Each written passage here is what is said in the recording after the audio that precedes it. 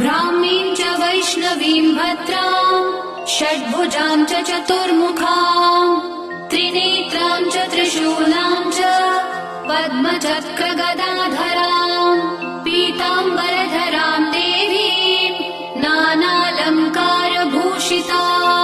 तेजःपुञ्जधरां श्रेष्ठां ध्यायेत् बालकुमारिकाम् ओङ्कारलक्ष्मीरूपेण विष्णो हृदयमव्ययम् विष्णुमानन्दमध्यस्थम् ह्रीङ्कारबीजरूपिणी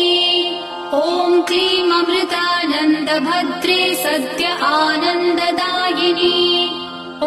श्रीं दैत्यभक्षरदां शक्तिमालिनि शत्रुमर्दिनी तेजःप्रकाशिनी देवी ब्राह्मीं च वैष्णवीं भद्रां षड्भुजां च